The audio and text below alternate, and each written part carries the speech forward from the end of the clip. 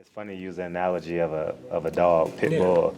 That's kind of the analogy that when I've done my articles, I've pit bull always on top of you. Yeah. Yeah. Yeah.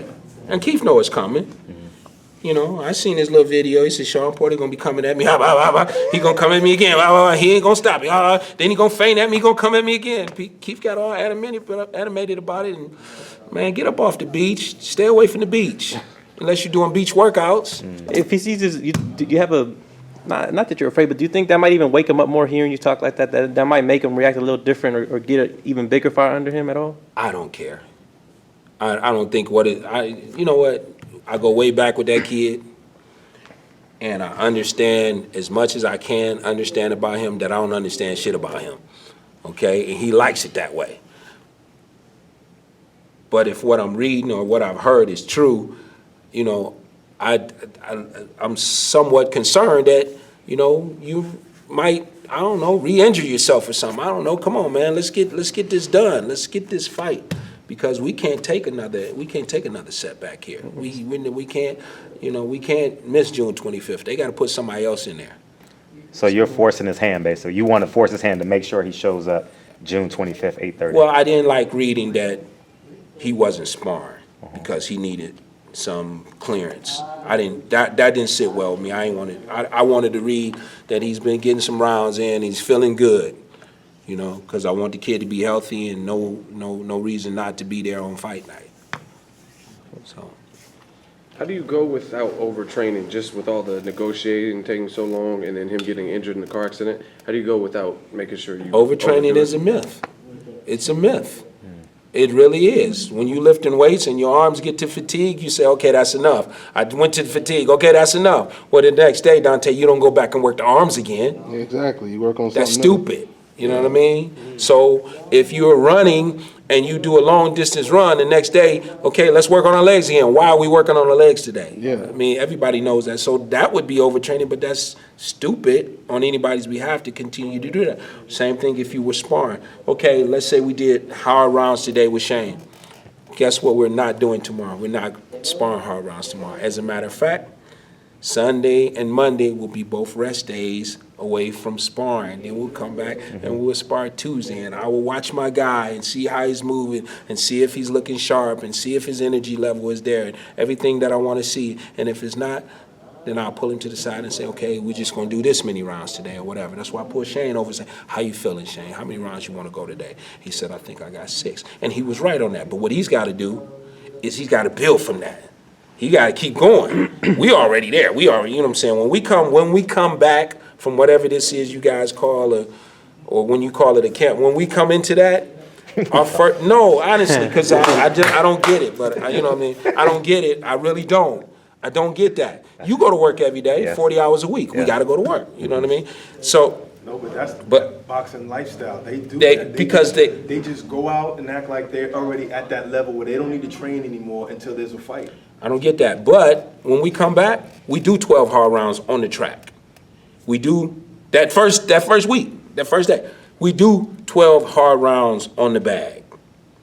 When we spar, that first sparring session is 12 rounds. We don't build up to the 12 rounds, Dante. The first sparring session is 12 rounds. We want to see where we at. The first day you come back in. We see where we at. And I already seen it. We see where we at. And then when we like, oh, guess what? I'm in shape. No shit, Shawn. You in shape. You knew that before you got here. Okay, so now our next sparring session is only what? 4 rounds. Our next track workout is only 6. Our next swim workout is only, you know what I mean? And now we just build up to the fight week. So we build it up. But mentally, you already know I'm in shape. Whereas other guys are trying to, what kind of shape am I in? What can I do? What'll happen if I throw this many punches this round? Will I be tired in the next round? Oh, my coach want me to go 8 today. Who's the other sparring partner? Yeah. I've seen that. All of those kind of things going on. So we don't have those questions. They've already been answered.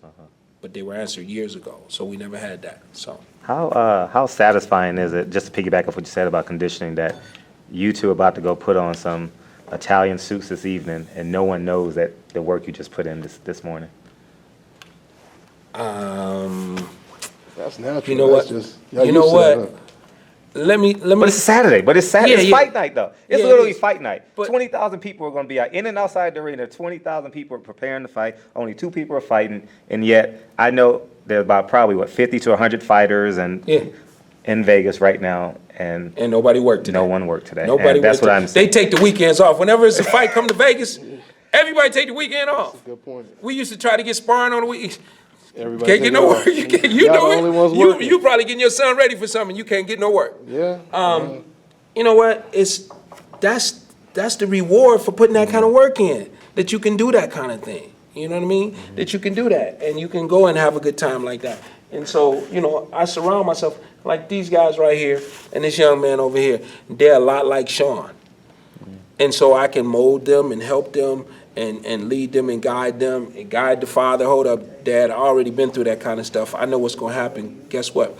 They're not going to like you if you go in there cussing, fussing. I'm going to go do it for you since they already don't like me. You see what I'm saying? And then when I come back out, Dad's like, thank you, Kenny. You know what I mean? Because they have things that they need to do, and they shouldn't have to worry about these kind of things, and they should just be able to box. And so they need somebody to do that kind of stuff for them. But they're listening, they're learning, and I enjoy that. Same thing with the 2 sparring partners I've been using for Shawn, and I'm planning on bringing some other guys in. But I'm looking for somebody that can really push him. You know what I mean? Somebody that can really push him. But those guys, they have a personality a lot like Shawn's. Brandon Adams and Brandon Lynch are the guys that just want to work really hard and make their coaches happy and impressed with it, and then come back the next day and do it again. So if I take them to the track, they're competitive on the track. If I take them swimming, like, Coach, I really don't swim that hard, good, but I'm going to try. They just try and do everything they can to help him be successful. So, that's the reward that you get. You can go out on a Saturday night and be confident. Like, he could be confident right now if he decided he wanted to go eat steak. I'm not going to gain weight because my oven's already preheated. So I drop that in there and I'm good. You know what I mean?